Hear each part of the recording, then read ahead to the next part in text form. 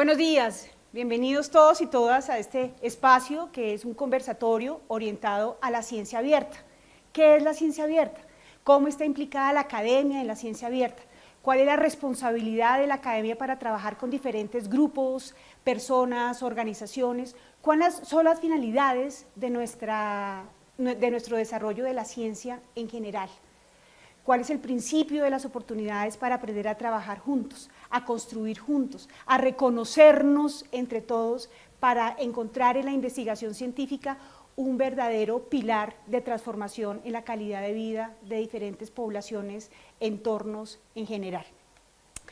El interés de la ciencia abierta como bien público ha venido impulsando desde hace más de 2 décadas un movimiento mundial denominado Ciencia Abierta, a través de diferentes grupos y organizaciones que buscan influir en la transformación de prácticas de investigación pensadas desde un beneficio común y desde la perspectiva de cómo hacer ciencia y difundirla.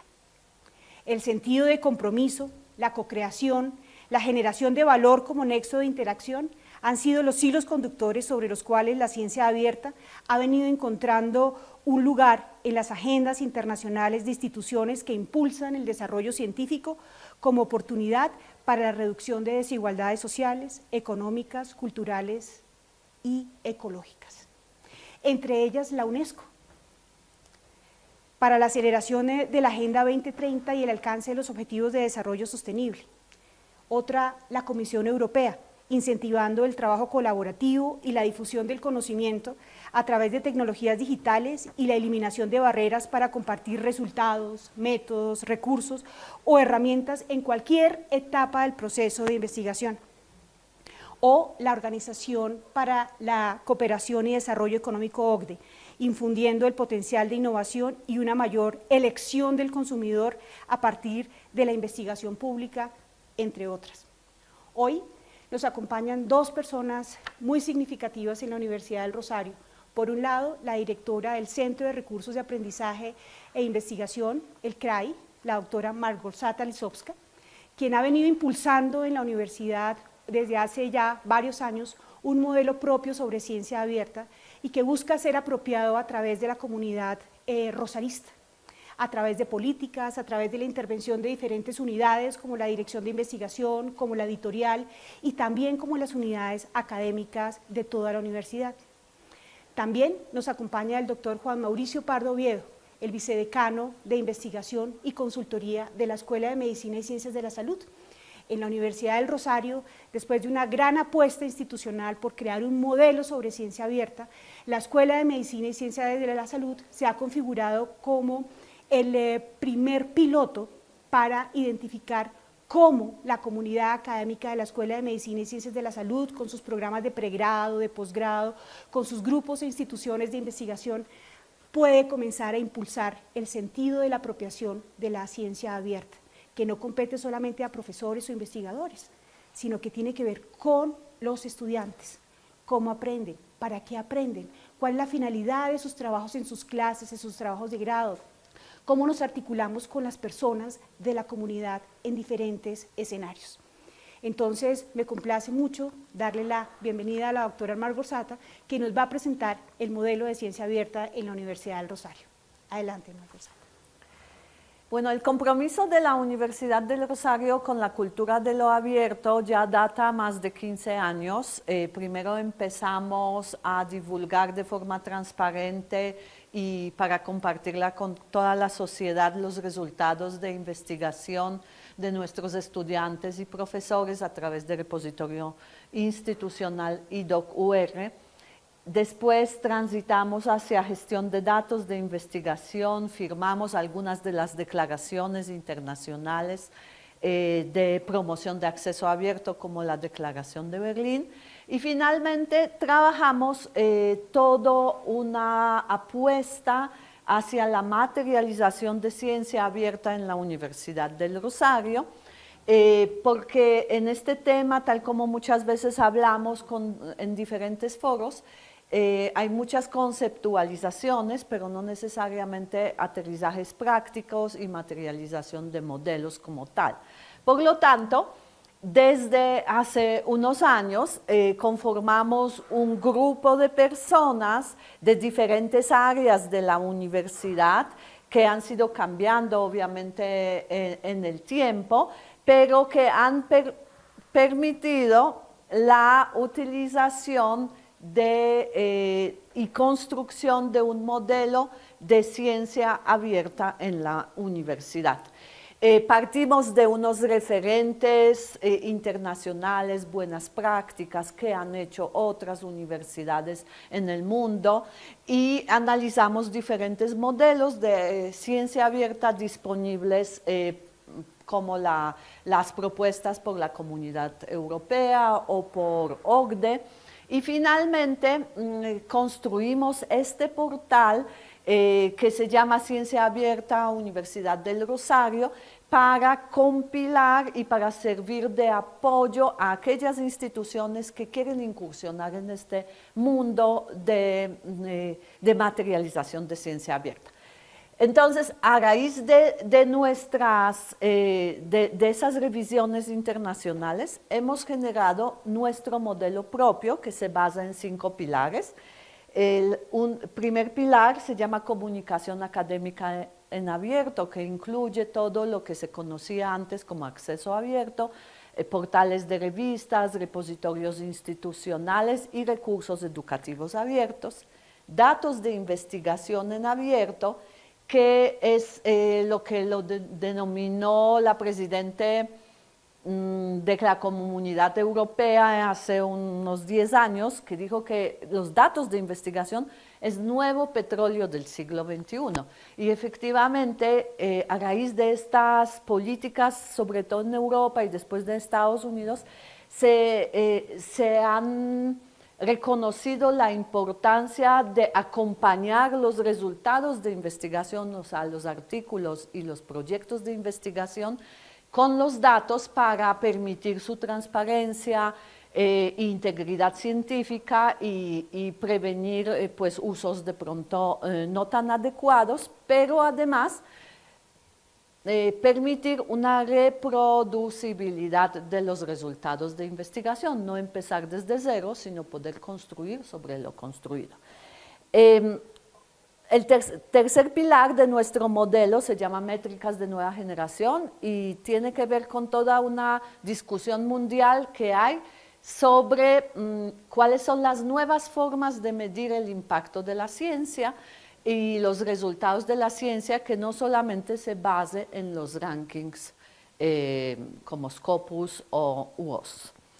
Integridad científica, aunque no es un pilar exclusivo de ciencia abierta, nosotros en la Universidad del Rosario lo incluimos dentro de nuestros pilares, porque integridad científica y la transparencia de la ciencia es un elemento muy importante en esta propuesta de la ciencia abierta.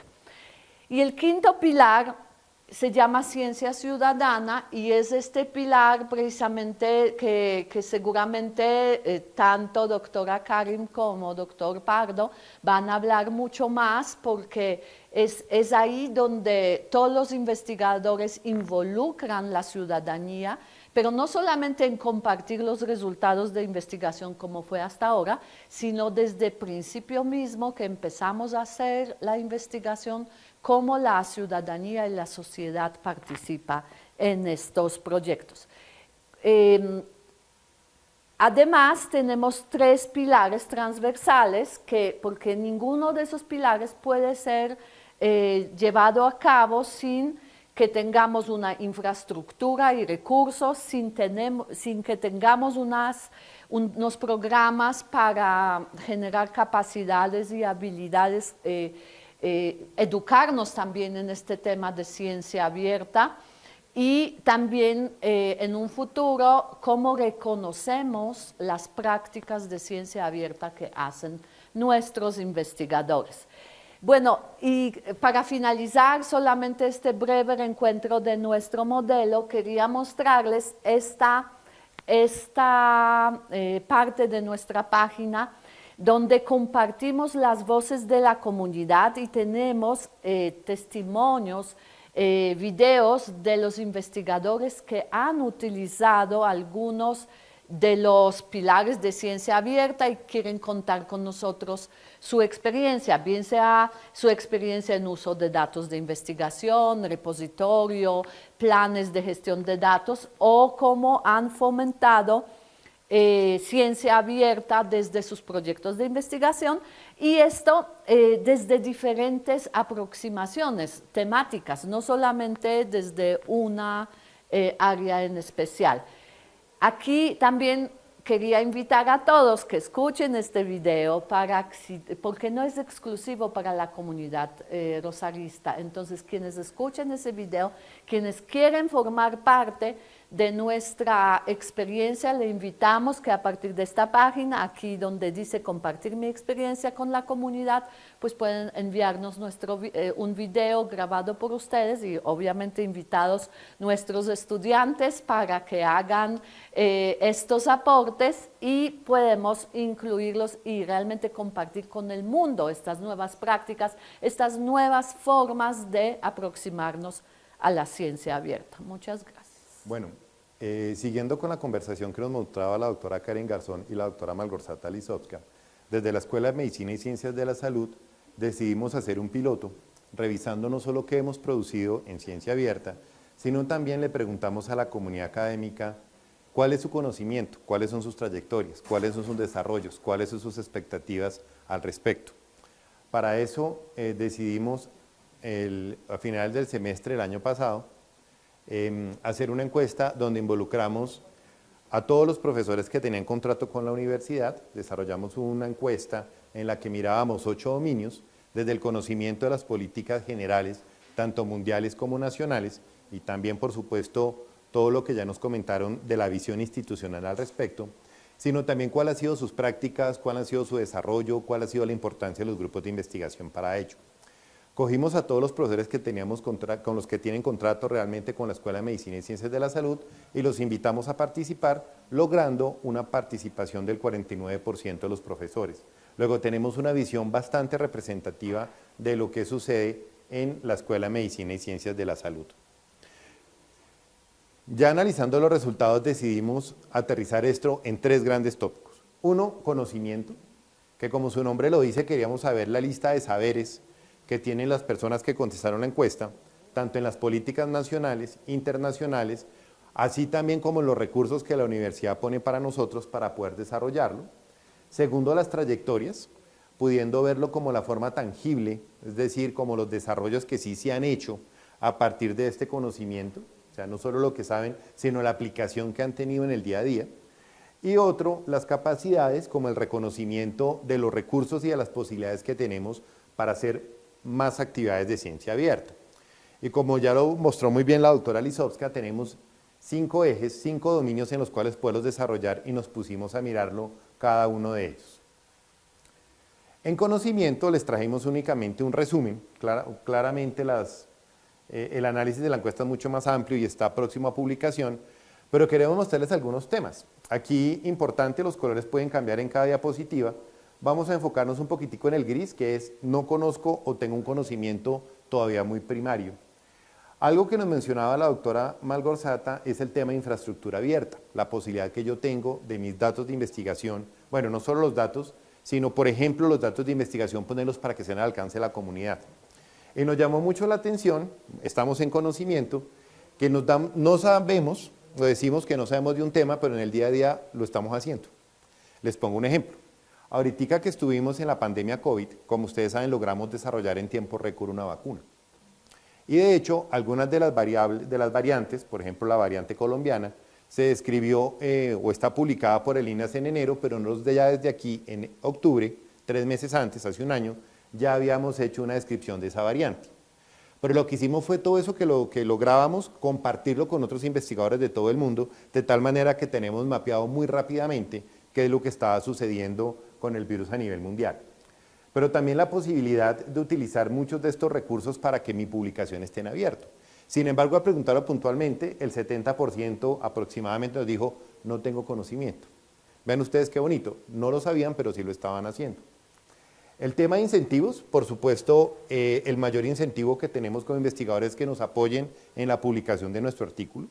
De hecho, la cifra económica que se maneja en el procesamiento de artículos, en el cargo de procesamiento de artículos, como ustedes ven, más de la mitad lo está utilizando. O sea, realmente sí estaban aprovechando esto. Metodologías abiertas, nuevamente se veía que había un desconocimiento al respecto, pero ya vamos a ver que en la trayectoria sí se utilizaba. Lo mismo que innovación, y algo que nos gustó y que la doctora Lisowska nos hizo mucho énfasis ahorita, es que la universidad ha venido trabajando desde hace mucho tiempo en integridad científica. En integridad científica, un poco más del 80% de los profesores que contestaron la encuesta mencionaban que ellos tenían un buen conocimiento, en el 52%, o un conocimiento moderado al respecto. Pero podemos decir que cerca del 80% de nuestros profesores considera que tiene bases suficientes para hacer su práctica clínica y su práctica investigativa y su práctica con comunidades manteniendo la integridad científica, es decir, una ciencia bien hecha. Ese fue un resultado que la verdad nos gustó muchísimo. La doctora Malgorzata nos mencionaba al final el tema de ciencia ciudadana, cómo no trabajar para la comunidad, sino con la comunidad, cómo involucrarlos en todos los procesos y en todas las fases de la investigación. Y veíamos que un gran porcentaje, cerca del 66%, decía, la verdad no conozco o tengo un conocimiento mínimo. Ahorita van a ver unos datos más interesantes. Métricas de nueva generación, que tal es otro de los pilares y uno de los que más nos llama la atención, y aquí quiero parafrasear qué es una métrica de nueva generación. Nosotros siempre hemos medido nuestra producción científica en términos cienciométricos, en términos bibliométricos. ¿Cuántas veces estoy citado? ¿Cuál es el factor de impacto que están logrando mis artículos? ¿Quién me está citando? Pero en comunidades académicas. Por eso también nos enseñaron que hoy en día, que estamos en una generación de redes sociales, cuántas veces mi artículo es citado en una red social también es una forma de darle visibilidad. Pero lo hemos migrado a mucho más allá, y es qué uso le están dando las comunidades no académicas a mi producción. Les pongo un ejemplo. Bueno, aquí voy a parafrasear al señor decano. Yo puedo tener un artículo citado 1000 veces, con un factor de impacto muy alto, pero que no cambie una vida. De pronto sería más interesante mirar también, porque sin duda esto es necesario, cuántas vidas estoy cambiando. Si cambio una vida, vale la pena hacer la apuesta a ese proyecto. Y si logro cambiar no una, sino 3, posiblemente sea un proyecto más importante. Entonces, parte de la discusión que estamos dando a nivel mundial, en la universidad en particular, y en la que todos ustedes están invitados, es cómo medir de otra forma nuestros artículos. Por ejemplo, qué impacto tiene en el ambiente, qué impacto tiene en la economía, y sobre todo, qué impacto tienen las comunidades no académicas con las que estoy trabajando, no para, sea en conjunto con ellos. Los datos de investigación abiertos, ya la doctora Malgorzata nos los contaba, y yo hacía el comentario de lo que hicimos a partir del estudio genómico de COVID y todo lo demás, cómo el compartir rápidamente estos datos, el nuevo petróleo, como lo mencionaba la doctora Lisowska, nos ha servido a que más rápidamente se hagan desarrollos a este respecto. Y la comunicación académica en abierto, que de pronto era en lo que más teníamos experiencia, vemos que es el segundo tópico en el cual nos dijeron de eso tengo más conocimiento. De hecho, a partir de la política institucional, la mayoría de nuestros artículos, un gran porcentaje, mayor al 70%, de hecho mucho más, si uno mira cada unidad académica, se publican de tal forma que cualquier persona pueda acceder a ellos. Cuando nos vamos a trayectorias, hicimos una pregunta, bueno, ¿y en qué proyectos está involucrado usted? Y nos decía que la gran mayoría, un 60% en proyectos de investigación, 16 en consultoría, 13 en innovación pedagógica, 7 en proyección social y 2.4 en transferencia tecnológica.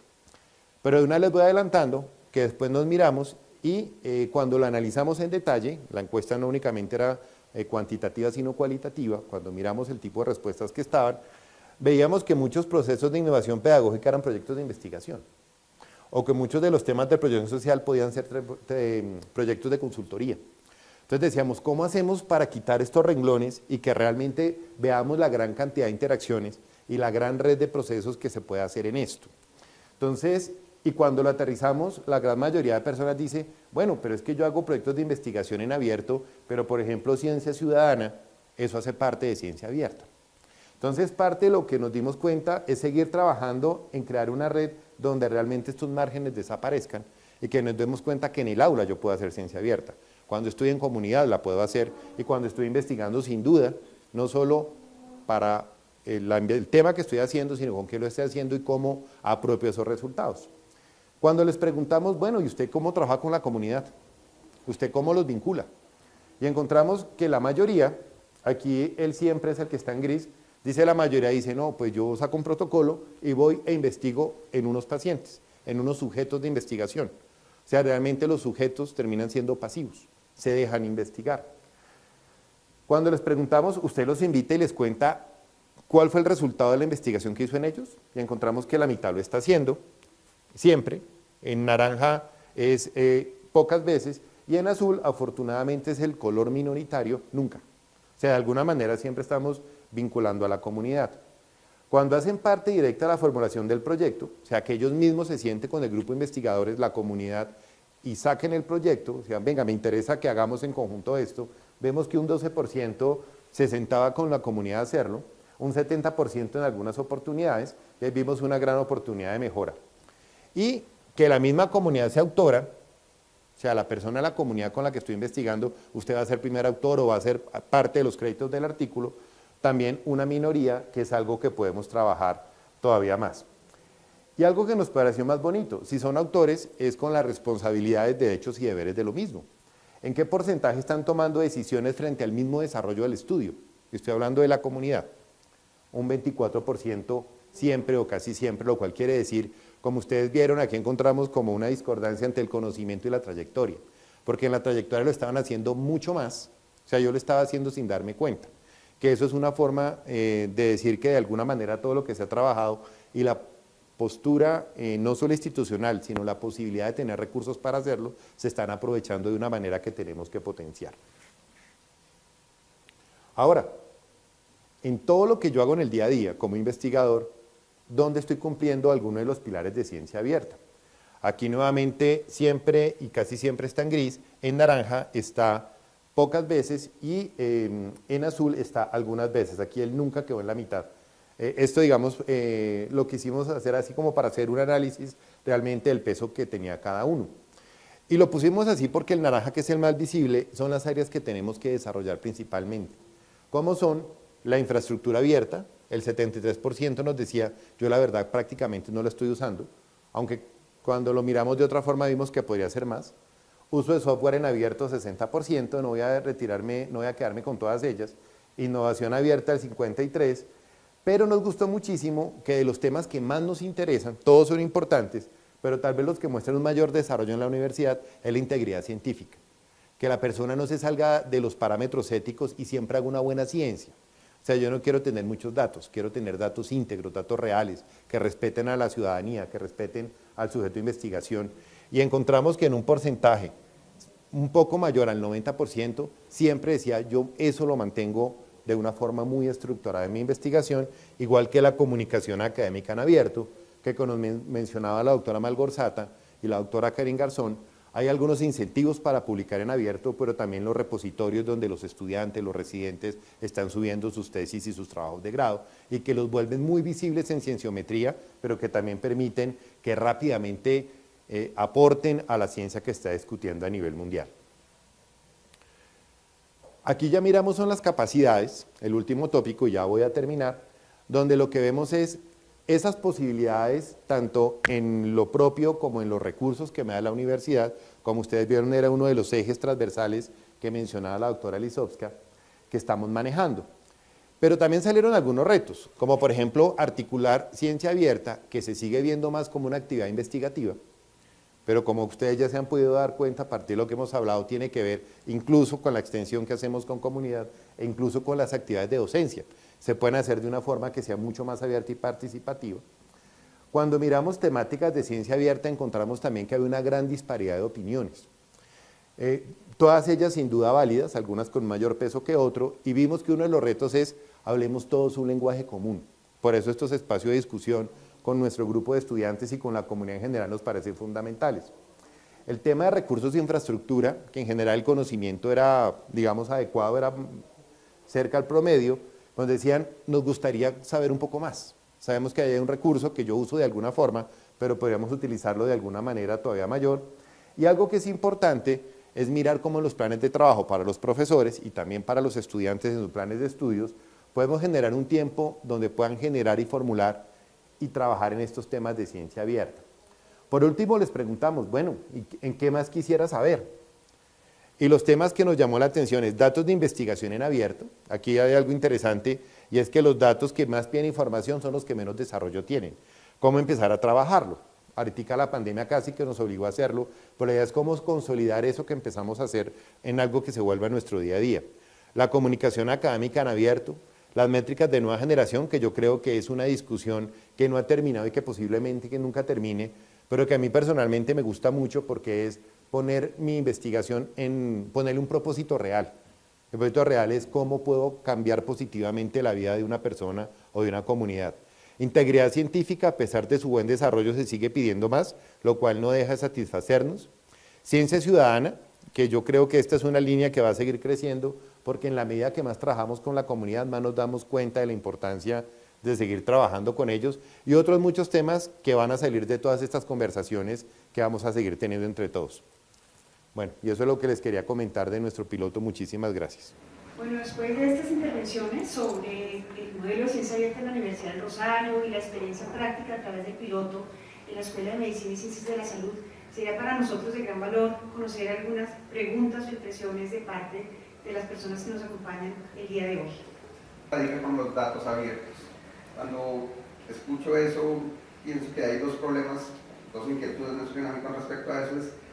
La primera es cómo se hace con unas instituciones que son asimétricas en recursos, infraestructura y demás para garantizar que los datos abiertos no van a truncar proyectos de investigación en países evidentemente menos desarrollados en la ciencia como Colombia. Entonces, nosotros básicamente nos volveríamos proveedores de datos iniciales para que los laboratorios más avanzados y demás pudiesen recolectar eso. ¿Qué mecanismos tendría la ciencia abierta para generar ciertas simetrías? Sería la primera pregunta.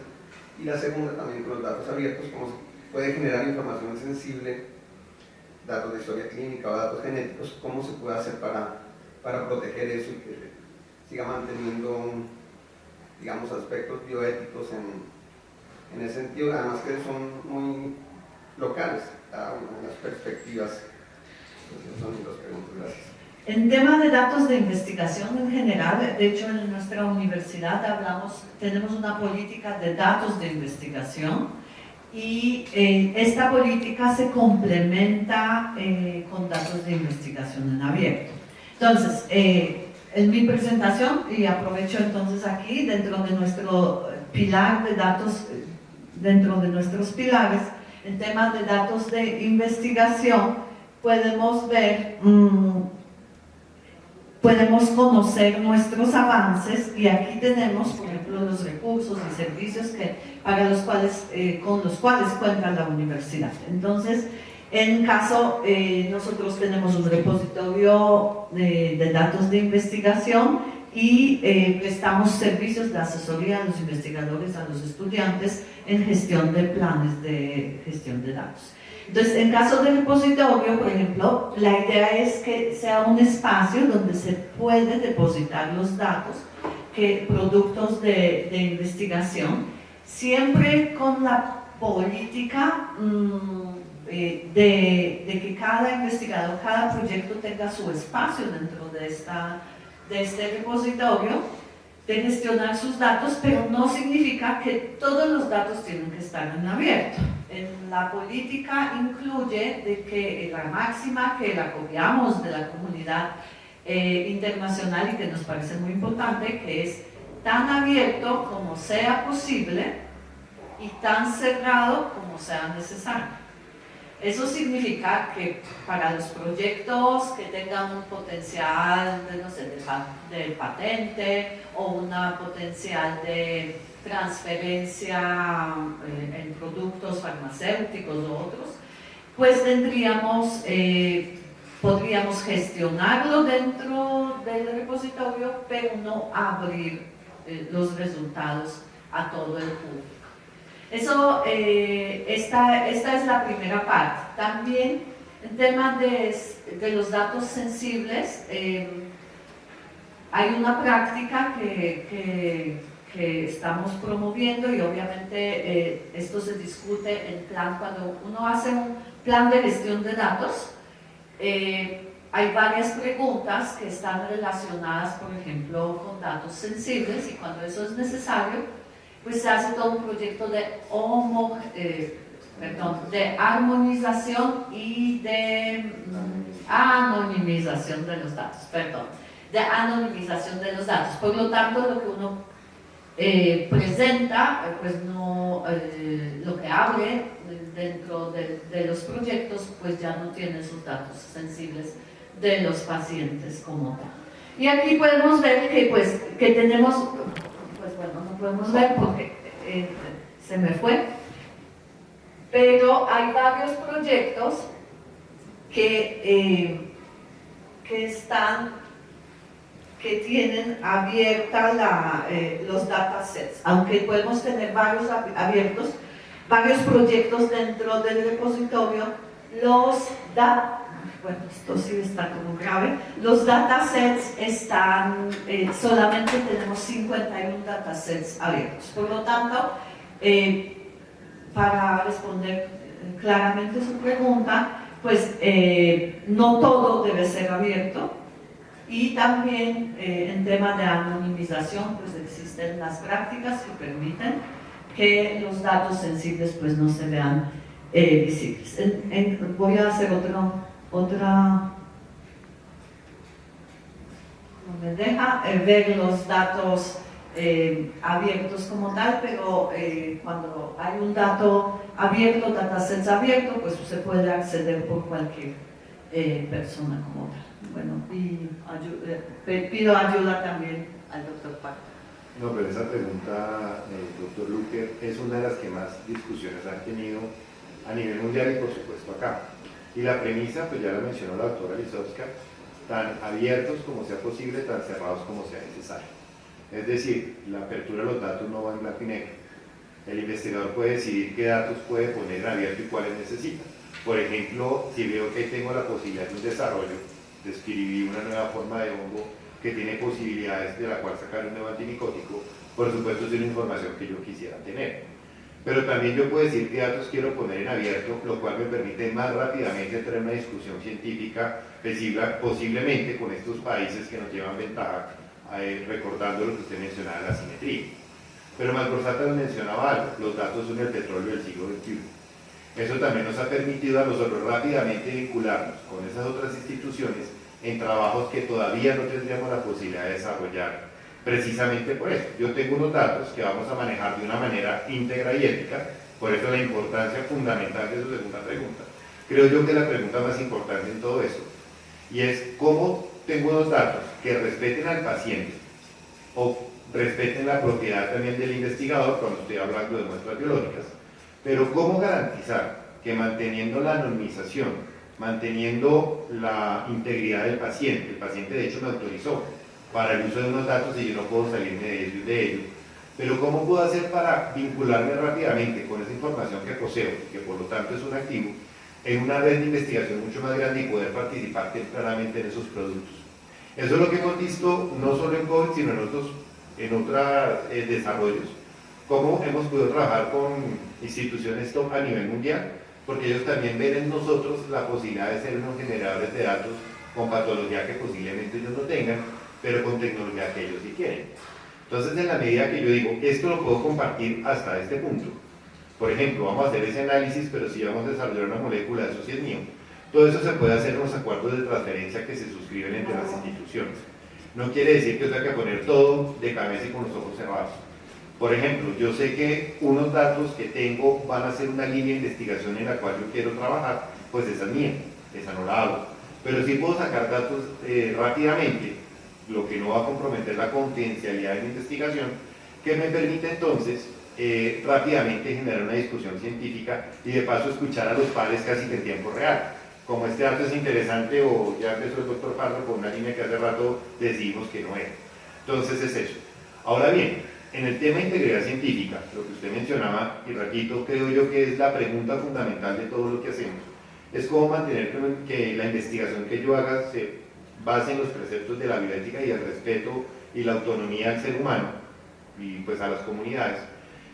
Pues eso tiene algunos temas, siguen en discusión. De hecho, ahorita hay una discusión muy grande a nivel nacional, también liderada por personas de la Universidad de Rosario con otras universidades en el país, y es cuál es la protección, por ejemplo, de las muestras biológicas. ¿Qué pasa si no estoy hablando de un ser humano, sino de una bacteria que tiene un potencial, por ejemplo, para desarrollar nuevas moléculas terapéuticas? Entonces realmente todo se basa en eso, en volver al respeto a la autonomía y al respeto al ser humano, informándole claramente qué datos voy a tomar y cómo los voy a utilizar. Bien lo decía la doctora Malgorzata, uno de los criterios, y de hecho la Unión Europea específicamente eso es muy claro, de hecho a mí me gusta más leer la legislación que sacaron como Comunidad Europea que incluso la que hay en otros hemisferios, y es cómo hacer para que el dato sea un dato que nunca permita identificar a la persona o a la comunidad.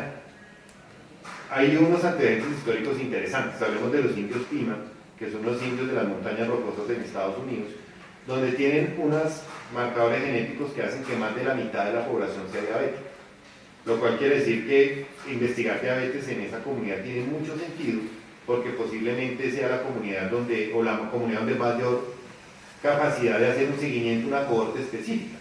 Pero piensen que el problema es si yo soy un indio Pima y voy a buscar empleo y mi empleador dice, pero usted es diabético o tiene alta posibilidad de serlo. Esa discusión que arranca hacia el año 1973-75 nunca ha terminado, porque ¿cómo podemos extraer muy buena información que sirva a todo el mundo sin generar un estigma? Por eso se pide que los datos que manejamos siempre se garantice la anonimización, que si yo incluso hago tecnología inversa para saber de dónde vienen los datos, nunca lo logre. De hecho, en algunos sitios, los logre que sean doblemente anonimizados. De hecho, que solo el investigador tenga acceso a unos datos, pero que incluso el investigador solo tenga acceso a unos y no a otros. De tal manera que nadie nunca tenga toda la información. Pero claro, es tal vez la premisa fundamental. Y yo creo que me encanta que sea la primera pregunta, porque quiere decir que estamos pensando en hacer una ciencia íntegra que respete a la comunidad, que respete a la ciudadanía y que los datos que saquemos sean suficientemente válidos en lo científico, pero también en lo ético para que podamos utilizarlos.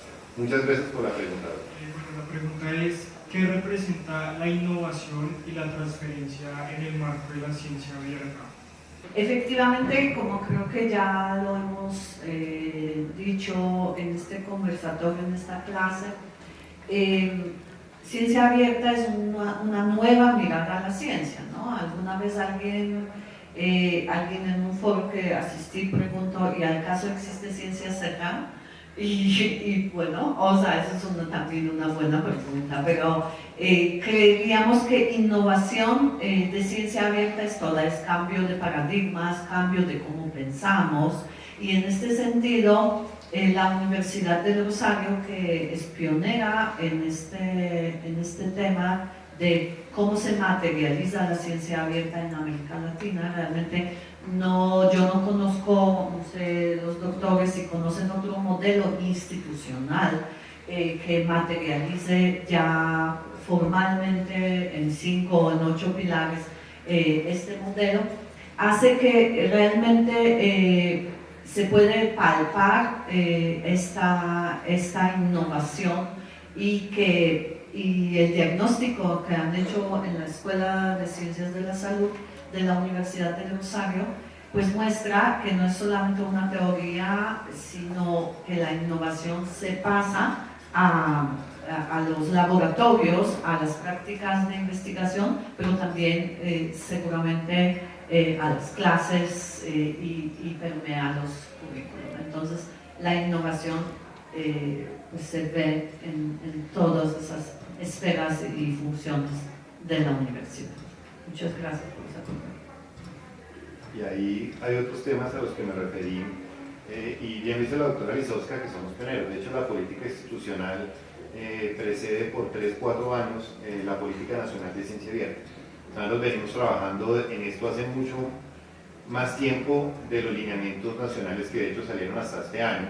La política aquí sale en el 2019 por el repositorio. ¿Ya cuánto lleva? ¿10, 11 años? Desde 2008. Desde 2008, o sea, llevamos 14 años empezando a compartir nuestros artículos, nuestra literatura gris, para hacerlo. Pero entrando en el tema de innovación, y cuando vuelvo a la pregunta donde les mencionaba en el piloto que hicimos en la escuela, ¿usted a qué proyecto se dedica?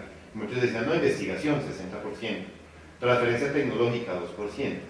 Pero precisamente lo que hemos visto es que en la medida que yo empiezo a trabajar con las comunidades y sé qué necesitan, sé cuál es el dolor que tienen, y pongo las capacidades y los conocimientos de un grupo de científicos como el que está acá en solucionar eso, rápidamente se sacan unas respuestas no solo novedosas, sino mucho más tempranas y mucho más eficientes. Y la doctora Karen Garzón, la pongo de ejemplo no solo porque sea parte del equipo de Ciencia Abierta, sino porque ella uno de sus trabajos de investigación tiene que ver con temas que posiblemente uno no los pensaría previamente. Y es como a partir de aplicando principios de ciencia abierta puedo hacer una innovación pedagógica.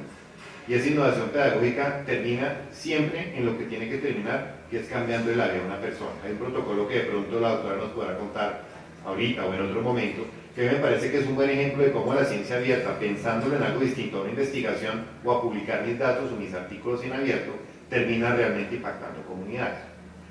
A mí, ¿qué me parece interesante de todo esto? Cabe notar que mi formación siempre ha sido más en investigación cuantitativa, con una persona, unas muestras, poco en comunidades. Y aquí cuando uno mira ciencia ciudadana y es sentémonos con la comunidad para saber qué gap hay en el conocimiento para llenar, pero también qué gap tienen ellos o qué pregunta tienen ahorita ellos que podamos ayudar a solucionar y en conjunto construir algo mucho más robusto. O sea, eso nos trae la pregunta es, ¿y la ciencia para qué? Y la ciencia es para resolver problemas prácticos del día a día. Que posiblemente alguien dirá, pero yo hago investigación básica del peso de algunas moléculas. Claro, eso no sirve. Eso no sirve, eso es lo que realmente termina siendo la ciencia de frontera. Como yo un problema real lo termino solucionando en el laboratorio y le doy una respuesta a la persona al lado de su cama o al lado del problema que tiene. Por ejemplo, agua en una vereda. Cómo utilizar lo que sabemos para hacerlo. Entonces realmente la innovación, y en la medida que yo rápidamente ponga mis resultados en la palestra de la comunidad científica y no académica, para que los discutan, termina fortaleciendo mi investigación y generando nuevas formas de pensamiento, por lo tanto innovadoras. Bueno, doctores, yo quería hacerles otra pregunta. En cuanto al modelo de ciencia abierta en la Universidad del Rosario, ¿cómo este podría permear en los currículos de los programas actuales? Nuevamente una excelente pregunta y me encanta que la haga un estudiante que tiene una visión, digamos, no la normal, que está dedicado a investigación y liderando semilleros de investigación. Desde pequeño ha estado trabajando en esto, luego esa pregunta es fundamental. Y creo que no solo la permea, sino que complementa lo que ya tenemos. No podemos ver la una sin la otra. Los currículos necesariamente están basados en una mirada epistemológica, en un modelo pedagógico y por lo tanto en la ciencia que estamos discutiendo. ¿Cómo puede verse afectado el currículo? Yo pienso que ya lo estamos viendo. El currículo en el que yo me formé aquí en el Rosario hace muchos años era un currículo cerrado donde teníamos que ser clínicos y donde aprendíamos a manejar hospitales de alta complejidad.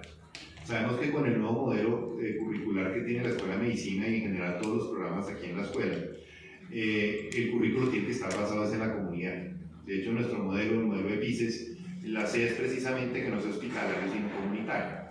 Pero nuevamente, si yo tempranamente me lo pregunto un muy buen investigador, las preguntas que hago, independiente que sea, por ejemplo, de tumores del sistema nervioso central y no importa a partir de receptores, que son parte de la investigación suya que conozco, ¿cómo hacer para que eso rápidamente se traduzca en una política pública? ¿Cómo hacer rápidamente para que la comunidad se dé cuenta que es un problema no menor que estamos mirando y que le estamos desde aquí, digamos desde lo translacional, que es la investigación que hace específicamente el grupo al que usted pertenece, dar una respuesta que pueda realmente cambiar la vida de una persona? Pero también cómo hacemos un diálogo mucho más abierto, mucho más amplio, por ejemplo, entre la comunidad académica, tanto investigadores, profesores, estudiantes, egresados, que siguen siendo un valor grande, un activo que tenemos en la universidad y que cada vez más nos están mirando porque también sabes que estamos empezando a discutir. Cuando estábamos encerrados decían, bueno, yo salí y se acabó, pero cuando ellos abren el periódico y encuentran que alguien está haciendo algo y que posiblemente esto tenga un impacto en una comunidad no tan centrada en las grandes capitales, dice, venga, yo puedo aportar a eso. Que realmente muchos egresados nos están volviendo a ver porque se dan cuenta que hay un diálogo, porque nos encontraron precisamente por esto, o porque dicen, eso que está haciendo yo les podría aportar esta nueva parte para poderlo hacer. Luego, si ustedes ven, lo que buscamos en últimas con Ciencia Abierta es poner el conocimiento al lado de la comunidad, pero también hacerlo visible más rápido para que precisamente también alimente la comunidad académica. La doctora Karen les decía, tiene un gran ejemplo, y no solo ella, de cómo podemos hacer innovación pedagógica, cómo hacer nuevas formas de enseñanza distintas, posiblemente no en un salón, sino en espacios de diálogo o en espacios comunitarios. cómo posiblemente yo no deba aprender a manejar un infarto agudo de miocardio, sino cómo prevenirlo, lo cual no quiere decir que uno aprenda a manejarlo, pero empezar a mirar el espectro completo de la enfermedad. Entonces eso realmente es algo que sí pienso que necesariamente se ha impactado, porque lo que estamos haciendo con Ciencia Abierta es una ciencia mucho más dialogada, mucho más discutida, mucho más presentada abiertamente y transparentemente, para que si alguien de ahí puede coger una idea y en conjunto con nosotros desarrollarla en, iba a decir un nuevo desarrollo, desarrollarla en un nuevo trabajo, en algo así que realmente impacte más comunidades, pues lo estamos logrando. Y qué bueno que ustedes desde pequeños y pues ya terminando tengan esa visión curiosa, esa visión de preguntas, esa visión de ¿y qué más puedo hacer? Entonces creo que realmente eso es algo que estamos logrando con todo esto y con el nuevo currículo de una manera integrada. No sé, doctora Garzón. Gracias. Creo que la ciencia abierta también permea los currículos desde la perspectiva del principio de la pertinencia. ¿Currículos para quiénes? ¿Para qué? Creo que la ciencia abierta nos permite abrir o poner en clave los resultados esperados de aprendizaje. Cómo trascendemos a unas competencias profesionales, a preguntarnos por las finalidades de esas competencias profesionales en diferentes contextos. Hoy en ciencia abierta se rompe ese paradigma entre quién produce la ciencia y quién consume la ciencia. Ya hay un nuevo término que se llama el prosumidor, que somos actores que producimos y consumimos la ciencia para beneficio común. Creo que ese es el reto también de los currículos de cualquier programa académico. Me surge una duda teniendo en cuenta que en el modelo de ciencia abierta de la Universidad de Rosario claramente se hace énfasis en los datos de investigación en abierto, digamos, teniendo en cuenta que hay quizá investigaciones que son bastante sensibles, en especial en ciertas áreas, podría decirse la jurídica como un ejemplo. Ellos también manejan sus datos, puede que también los almacenen en repositorios, pero no los almacenan o bueno, no los publican en abierto, sino que los dejan cerrados.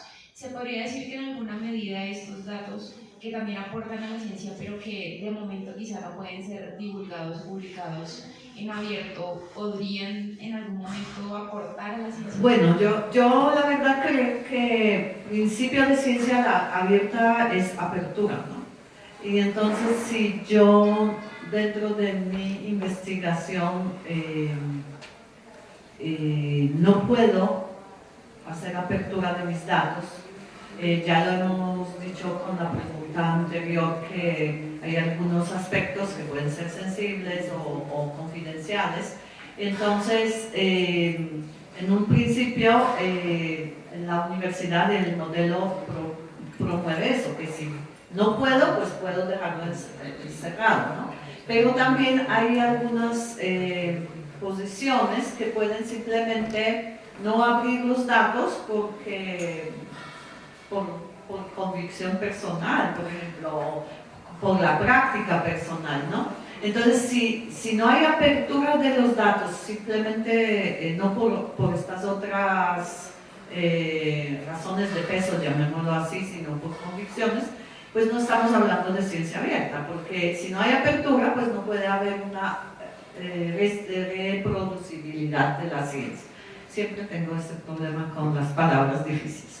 Pero, entonces, claro, seguramente los datos cerrados, que están cerrados en un computador o cerrados en un repositorio, aportan a la ciencia, pueden servir de soportar a un artículo, pero en el ámbito de lo que se llama ciencia abierta, pues pensaríamos que de pronto no es una buena práctica.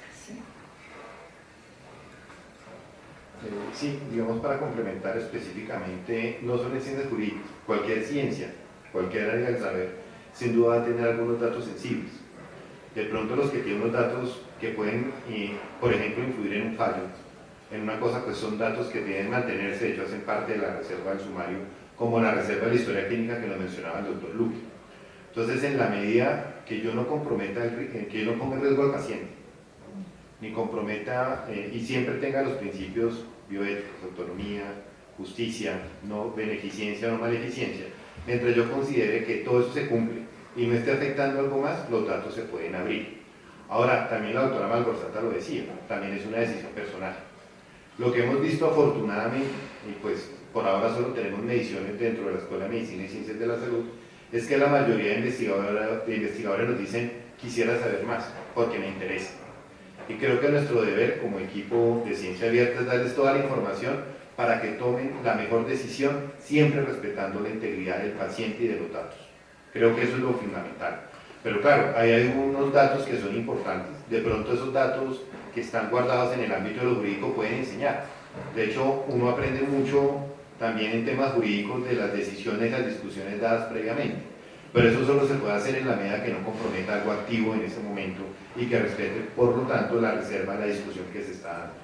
Pero creo que todo eso es una discusión que estamos dando y es una pregunta que saldrá a colación muchas veces y que es necesario dar, porque claramente no queremos también, en el afán de coger este modelo, precipitarnos y hacer las cosas mal hechas.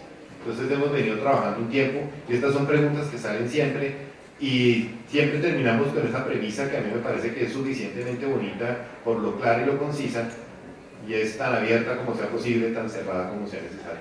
Eso es algo que nos preguntamos siempre ante un dataset. Muchas gracias. Mi duda surge en cuanto al piloto que ustedes han desarrollado aquí en la escuela.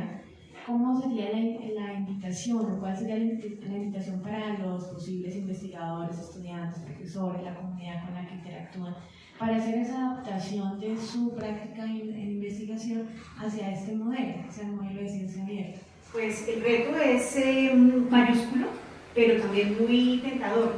Y creo que el paso que sigue es el sentido de la apropiación. Hemos hecho una exploración desde la perspectiva de los agentes, de los actores, de los profesores particularmente, que favorecen diferentes prácticas de investigación en el aula, en investigación propiamente dicha, en la comunidad en general.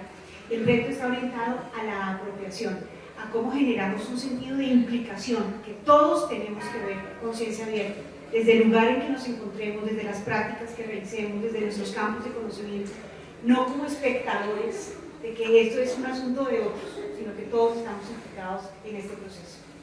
Y también animar a las conversaciones entre las propias comunidades académicas de programas, a la generación de interdisciplinaridad, a pensar los proyectos de manera interprofesional con la participación directa también de las comunidades en todo el ciclo de los proyectos.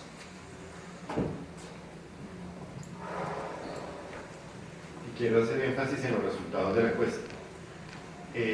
La principal conclusión a la que llegamos es más información.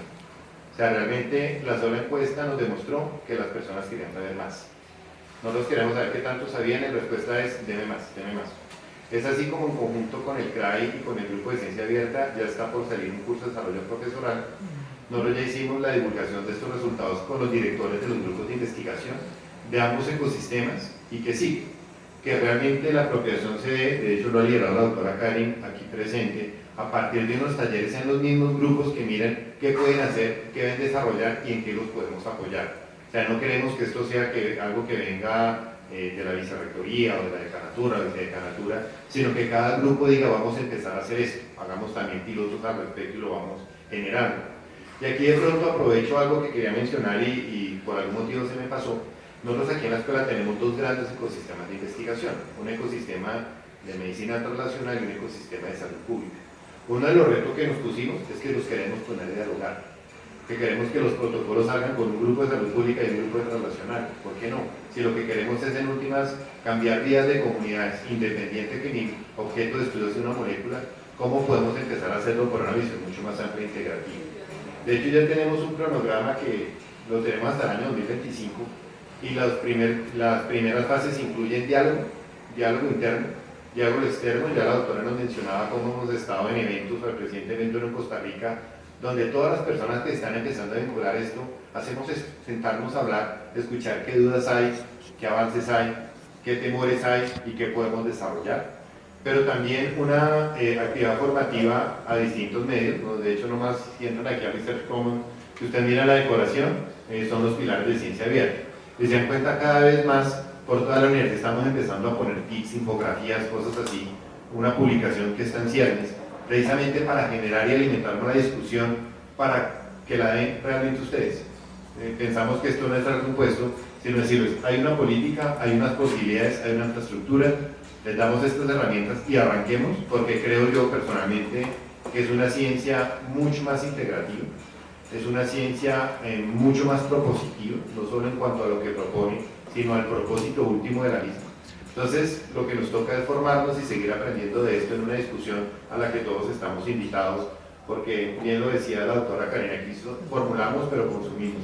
Aquí todos tenemos un rol permanente activo y pues yo que conozco los trabajos que hacen ustedes, sin duda serán protagonistas en esta discusión.